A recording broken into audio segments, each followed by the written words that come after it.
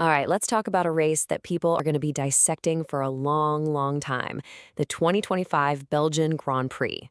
I mean, what we saw at the legendary Spa circuit was nothing short of a masterclass, and it completely shook up the championship. Let's get right into it. So, what's the big headline? It's simple, and it's huge. Oscar Piastri took a stunning, dominant first place. After a day of pure chaos, there he was, on the top step of the podium, really stamping his authority as a serious championship contender. And get this, it wasn't just him. This result was McLaren's sixth 1-2 finish of the season. Six. You know, that number isn't just a stat.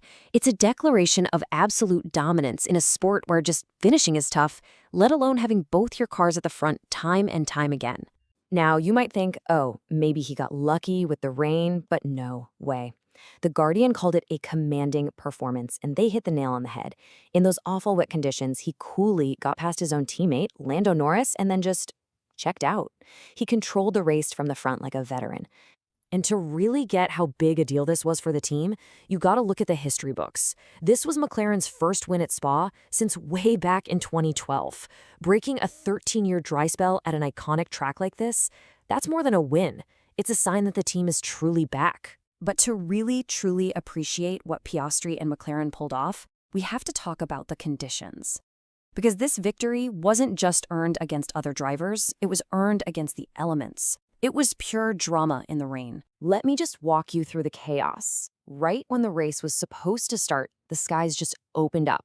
What happened next was this agonizing 80-minute delay where nobody knew what was going on, and when they finally did get started, it was behind the safety car, which tells you everything you need to know about how dangerous that track was. The tension was just off the charts. So, a dramatic win on a chaotic day.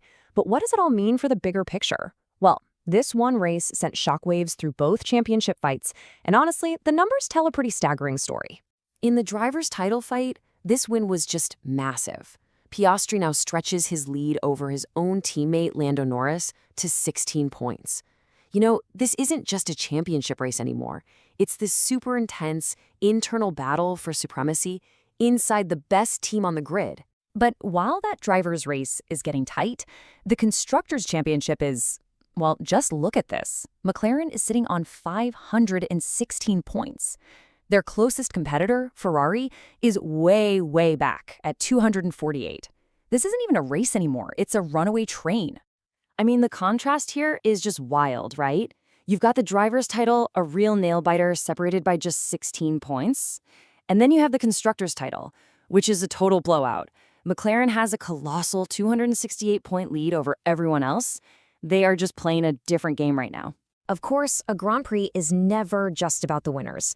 There were some incredible stories playing out all the way down the order. So let's take a look at some of the other standout results. So right behind the two McLarens, you had Charles Leclerc, who drove a fantastic race to get that Ferrari onto the podium, a huge result for them. And Max Verstappen wrestled his Red Bull home to a really solid fourth place. But you know, one of the most incredible drives of the entire day came from a guy who didn't even start on the grid. He started from the pit lane, the absolute worst place you can possibly start a race. So who was it? It was Lewis Hamilton. In those treacherous conditions, he carved his way all the way through the field to finish in an amazing 7th place. Just a masterclass in racecraft and a reminder of his incredible skill. And for anyone who might not be familiar with the term, what Hamilton did is what we call a recovery drive. It's basically the art of turning a disaster starting position into a great result. And it's one of the most impressive things you'll ever see a driver do. Speaking of the other teams, that solid 4th place for Red Bull came during a moment of huge change for them. This was actually their first race without their longtime boss, Christian Horner, the guy who led them to all those championships. It really marks a period of massive uncertainty for one of the sport's biggest teams. So that leaves us with this one big, thought-provoking question, doesn't it? You have McLaren reaching a level of dominance we haven't seen in ages, an intense, down-to-the-wire fight for the driver's crown, and a huge power shift happening at their biggest rival, Red Bull. Are we watching the start of a brand new era in Formula One? I guess only time will tell.